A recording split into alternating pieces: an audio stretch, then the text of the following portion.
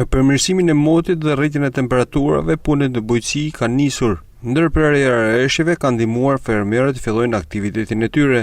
Ndoç Doçi nga fshati Kosmaq ka nisur prej disa ditësh krahasitjen e hardhijave. Me tokë me mbajnë vedin, familjet, tregun, po tash sot për shembull unë jam të krahasit hardhija. Kam i deli me 400 metra këto hardhija, çelek. E të këtë rakin, ven, rosh, kusht kërkojnë. Krahasitja ka nisur më vonë këtë vit, thot 72 vjeçari, për shkak të ershjeve të zgjatura. A kanë me thonë drejtën sipas datave, sipas kohës vjeshme, a kanë para kësaj datë, po rënë shina shumë, me thonë drejtën edhe nuk mujtë mu marrë me laksin, se hardhijat e kanë qef krahasitjen çdo pemë, me fjalë, me kot mirë terën, jo me laksin me fjalë. I mushuari thotë se ka qenë në femëri që ka mësuar të krahasis pemë nga i ati i tij. Këtë ka 60 vjet që ma ka mësuar baba ema.